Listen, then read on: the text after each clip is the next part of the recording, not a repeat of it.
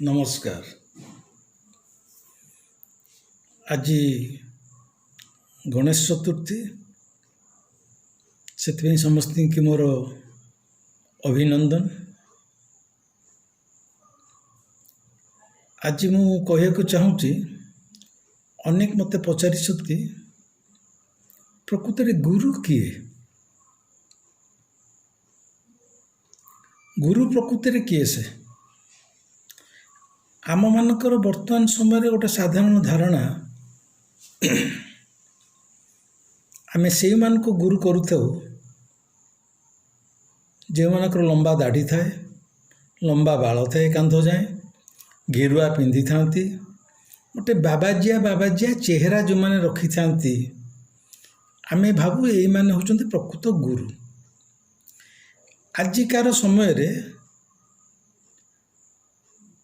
ठीक गुरुटे पाइबा ठीक पिला बेलर जो राजा रानी गप आमे पढ़ी थिले, राजा झियो कहबो राजा पुओ को जे तू जदि अंडीरा बाघर दूध आनी मते देई परिबु ताहले मु जाई तोते बाहाबी। अंडीरा बाघर दूध जेमती न मिलवा कष्ट असंभव, ठीक सेमती वर्तमान समय रे गोटे ठीक गुरुटे पाइबा मध्य अबिकल से अंडीरा बाघर दूध सम।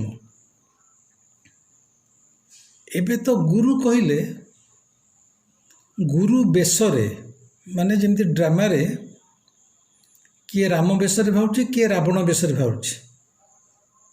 ए यात्रा रे जदि जो लोकटी रावण रे बाहरची से आउ गोटे कु ड्रामा रे हुए तो राम बेसरे भी बाहरुची, गोटे अभिनय।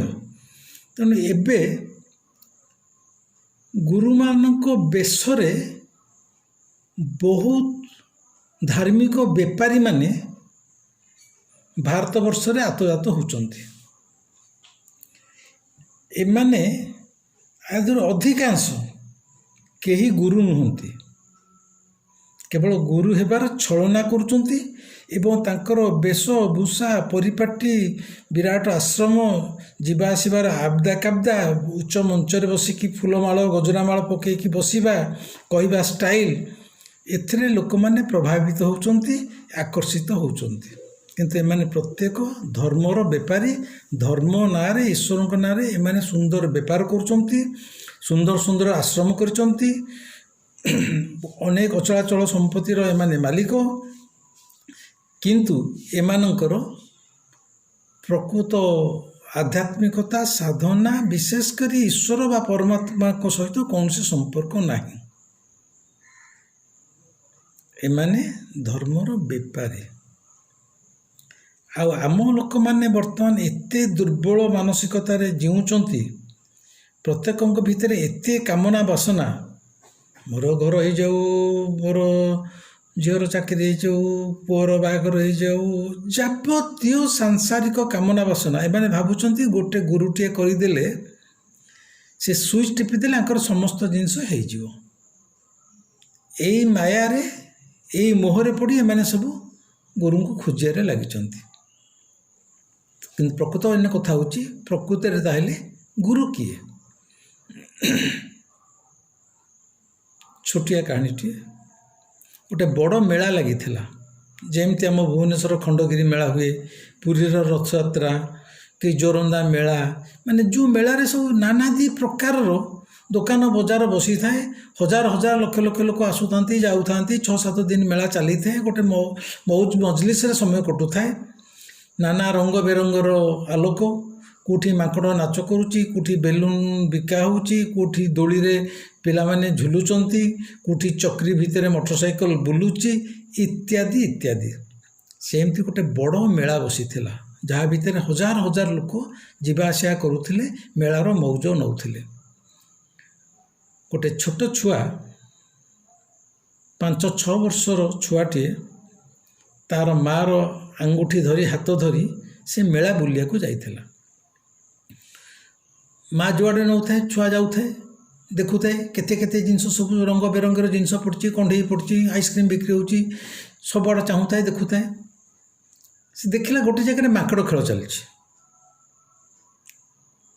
माँ हाथरू माकड़ खेल देखार से एते मज्जिगला, माँ हाथरू ता हाथ छाड़ी ही जाइए, ମା ବି ଜାଣିପାରିନି। ମା ଭାବିଛି ଛୁଆ ମୋ ହାତକୁ ଧରିଛି, ମା ଗୋଟେକୁ ଅନ୍ୟମନସ୍କରେ ବି ସେ ଗହଳି ଭିତରେ ଚାଲିଯାଇଛି। ଛୁଆ ବି ଜାଣିନି ମା ହାତରୁ ତାର ହାତ ଖସିଗଲାଣି, କାରଣ ତାର ମାଙ୍କଡ଼ ନାଚ ଦେଖିବାରେ ଯେଉଁ ଆକର୍ଷଣ ସେ ତାରି ଭିତରେ ଅଛି। କିଛି ସମୟ ପରେ ମାଙ୍କଡ଼ ଖେଳ ସରିଗଲା। ମାଙ୍କଡ଼ ଖେଳ ସରିଗଲା ପରେ ଜେଜେ ଗୋଟେ ଲୋକ ଚାଲିଗଲେ। ହଠାତ୍ ଛୁଆ ଦେଖିଲା ତା ପାଖରେ ତା ମା ନାହିଁ। ଛୁଆ ପାଖରେ ଯେତେବେଳେ ମା ନାହିଁ, ଏଡ଼େଇକି ମେଳା 5-6 ବର୍ଷ ଛୁଆ, ସେ କ'ଣ କରିବ? କଇଁ କଇଁ ହେଇକି ରାହା ଧରି କାନ୍ଦିଲା, ମା ମା ମା ମା ବୋଲି କାନ୍ଦିଲା। କିନ୍ତୁ ମା ଆଉ ପାଖରେ ନାହିଁ। ମା ବି ମେଳା ଭିତରେ କେଉଁଠି ହଜିଯାଇଛି, ସେ ବି ଛୁଆକୁ ପାଉନଥିବ। ଆମମାନଙ୍କର ସମସ୍ତଙ୍କର ଅବସ୍ଥା ସେଇ ଛୋଟ ଛୁଆଟି ଭଳି। ଆମେ ଏଇ ଯେଉଁ ସଂସାରର ମେଳା ଭିତରକୁ ଆସିଛେ, ଏ ସଂସାରର ମେଳାରେ ଯେତେ ରଙ୍ଗ ରୋଷଣୀ ଦେଖୁଛେ, ଯେତେ ପ୍ରକାର କଣ୍ଢେଇ ନାଚ ମାଙ୍କଡ଼ ନାଚ ଦେଖୁଛେ,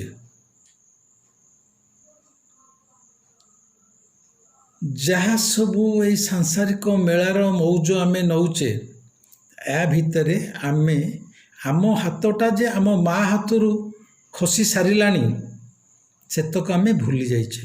ଆମ ମା ହାତରୁ ମାନେ ଆମର ଈଶ୍ୱରଙ୍କ ସହିତ ଆଉ କୌଣସି ସମ୍ପର୍କ ନାହିଁ। ଆମେ ଜନ୍ମ ହେଲା ବେଳକୁ ଈଶ୍ୱରଙ୍କ ଆଙ୍ଗୁଠି ଧରି ଜନ୍ମ ହେଇଥିଲୁ। ଶିଶୁଟିଏ ଈଶ୍ୱରଙ୍କ ସହିତ ସମାନ। କିନ୍ତୁ ଆମେ ମେଳାରେ ଯେଉଁମାନେ ଏନେ ମଉଜ ନେଉଛେ, ଏ ସଂସାରର ମେଳାରେ, ଏ ମେଳାର ମଉଜ ନଉ ନଉ କେତେବେଳେ ଆମର ସମ୍ପର୍କ ଈଶ୍ୱରଙ୍କ ଠାରୁ ସମ୍ପୂର୍ଣ୍ଣ ଚାଲି ସାରିଲାଣି, ଛାଡ଼ି ଯାଇଛି। ଏବଂ ଯେତେବେଳେ ଆମର ଏ ମେଳାର ମଉଜରୁ ମନ ଭାଙ୍ଗି ଯାଉଛୁ, ଆମେ ଜାଣୁଛୁ ଏ ଜୀବନରେ ଆସିଥିଲୁ, ସଂସାରରେ ପାଇଲୁ କ'ଣ? କ'ଣ ମୁଁ ରୋଜଗାର କରୁଛି? କ'ଣ ମୁଁ ଶେଷକୁ ପାଇଛି କ'ଣ? ଯେତେବେଳେ ଏ ହା ହୁତାଶ ଭାବ ଆସୁଛି, ଜୀବନରେ ଅଶାନ୍ତି ଆସୁଛି, ଅସନ୍ତୋଷ ଆସୁଛି, ସେତେବେଳେ ଆମେ ଭେଁ ଭେଁ ହେଇ କାନ୍ଦୁଛୁ, ଈଶ୍ୱରଙ୍କୁ ଖୋଜୁଛୁ। ସେ ପିଲାଟି ମଧ୍ୟ ସେମିତି ମେଳା ଭିତରେ ତା ମାଆକୁ ନ ପାଇ ଭୋ ଭୋ ହେଇ କାନ୍ଦୁଥାଏ। କେତେ କୁଆଡ଼େ ଲୋକ ଯାଉଥାନ୍ତି ଆସୁଥାନ୍ତି, କେହି ତ ଜାଣିନାହାନ୍ତି ସେ ପିଲାକୁ ଉଠାର ତା ଘରକୁ ଉଠି କ'ଣ କେମିତି ତାକୁ ସାହାଯ୍ୟ କରିବେ, କିଛି ସେ ପିଲାଟା କହିପାରୁନଥାଏ। ଛୋଟ ପିଲା, ସେ ଘର ଆଡ୍ରେସ୍ କହିପାରୁନଥାଏ, କିଛି କହିପାରୁନଥାଏ, ଖାଲି କାନ୍ଦୁଥାଏ। ଏତିକି ବେଳେ ସେଇ ଗହଳି ଭିତରେ ଜଣେ ସାଧୁ ଆସି ପହଞ୍ଚିଲେ। ପହଞ୍ଚିକି ସେ ପିଲାର ହାତ ଟିକେ ଧରିଲେ, କହିଲେ ବାପରେ ତୁ କାନ୍ଦେନା, ମୁଁ ତୋତେ ତୋ ଘରେ ନେଇ ଛାଡ଼ିଦେବି। ସାଧୁ ସେ ପିଲାଟିକି ତା ଘର କେଉଁଠି କିଛି ପଚାରିଲେନି, କିନ୍ତୁ ସେ ପିଲାଟିକି ନେଇକି ତାର ପ୍ରକୃତ ଘର ଯେଉଁଟା, ତା ଘର ପାଖରେ ନେଇ ତାକୁ ଛାଡ଼ିଦେଲେ। ତା ମା ପାଖରେ ନେଇ ତାକୁ ଛାଡ଼ିଦେଲେ। ମା ପୁଅକୁ ଦେଖି ଖୁସି, ପୁଅ ମାଆକୁ ଦେଖି ଖୁସି। ସେଇ ଯେଉଁ ସାଧୁ ଛାଡ଼ିଦେଲେ, ସେ ହେଲେ ଗୁରୁ। କହିବାର କଥା ହେଲା, ଯିଏ ଗୁରୁ ସିଏ ଈଶ୍ୱରଙ୍କର ଠିକଣା ଜାଣିଛି। ସେ ପିଲାକୁ ପଚାରିଲେନି ତୋ ଘର କେଉଁଠି, କିନ୍ତୁ ନେଇ ତା ଘରଠି ଠିକ୍ ନେଇ ଛାଡ଼ିଦେଲେ। ଘରେ ବି ତା ମା ଥିଲା, ମାନେ ସେଠି ଈଶ୍ୱର ଥିଲେ। ଗୁରୁ ହେଲେ ସିଏ ଯିଏ ଈଶ୍ୱରଙ୍କର ପ୍ରକୃତ ଠିକଣା ଜାଣିଥାନ୍ତି, ଈଶ୍ୱରଙ୍କ ସହିତ ସମ୍ପର୍କ ରଖିଥାନ୍ତି, ଈଶ୍ୱରଙ୍କ ସହିତ ତାଙ୍କର ସିଧାସଳଖ ପ୍ରତ୍ୟକ୍ଷ ସମ୍ବନ୍ଧ ଥାଏ ବୋଲି ସେ ସିଧା ନେଇ ସେ ଛୁଆଟିକି ତା ଘରେ ପହଞ୍ଚାଇ ଦେଲେ। କହିବାର କଥା ହେଲା, ଗୁରୁ ହେଉଛି ସିଏ ଯିଏ ଜଣେ ଈଶ୍ୱର ଉପଲବ୍ଧ ମଣିଷ। ଈଶ୍ୱରଙ୍କୁ ସେ ପ୍ରାପ୍ତି ହୋଇଛି, ଈଶ୍ୱରଙ୍କ ସହିତ ତାର ସିଧାସଳଖ ସମ୍ପର୍କ ସ୍ଥାପନ ହେଇଛି। ସେ ଶାସ୍ତ୍ର ପୁରାଣରେ ଈଶ୍ୱରଙ୍କ ବିଷୟରେ ଜାଣିନି। ସେ ସ୍କନ୍ଦ ପୁରାଣ, ଅମୁକ ପୁରାଣ, ସମୁକ ପୁରାଣ, ବେଦ ଉପନିଷଦ, ଭାଗବତ ଗୀତା, ୟାରେ ଏହା ଲେଖା ହେଇଛି, ସେ ତା ଭିତରକୁ ଯାଇନି। ସେ ବିଷୟରେ ସବୁ ଈଶ୍ୱରଙ୍କ ବିଷୟରେ ଲେଖା ହେଇଥାଏ, କିନ୍ତୁ ଏ ଈଶ୍ୱରଙ୍କୁ ସିଧାସଳଖ ଜାଣିଛି। ଈଶ୍ୱରଙ୍କୁ ଜାଣିବା ଏବଂ ଈଶ୍ୱରଙ୍କ ସମ୍ପର୍କରେ ଜାଣିବା, ଇଏ ହେଉଛି ଆକାଶ ପାତାଳର ଫରକ। ବହି ପଢ଼ି ଶାସ୍ତ୍ର ପଢ଼ି ତୁମେ ତାଙ୍କ ବିଷୟରେ ଜାଣିପାର, କିନ୍ତୁ ସିଧାସଳଖ ତୁମେ ଈଶ୍ୱରଙ୍କୁ ଜାଣୁନ। ଗୁରୁ ହେଉଛି ସିଏ ଯିଏ ଶାସ୍ତ୍ରଠାରୁ ବହୁତ ଦୂରରେ ଥାଏ, ସେ ସିଧାସଳଖ ଈଶ୍ୱରଙ୍କ ସହିତ ତାର ସମ୍ପର୍କ ହୋଇଯାଇଥାଏ। ସେଇଭଳି ଗୁରୁ ଜୀବନରେ ଆମର ଦରକାର, ଯିଏ ଆମକୁ ଆମର ପ୍ରକୃତ ଘର ପାଖରେ ପହଞ୍ଚାଇ ଦେଇପାରିବ, ଈଶ୍ୱରଙ୍କ ସହିତ ସମ୍ପର୍କ ଯୋଡ଼ିବାରେ ଆମକୁ ରାସ୍ତା ଦେଖେଇ ପାରିବ, ମାର୍ଗ ଦେଖେଇ ପାରିବ। ସେଇ ହେଲା ଗୁରୁ।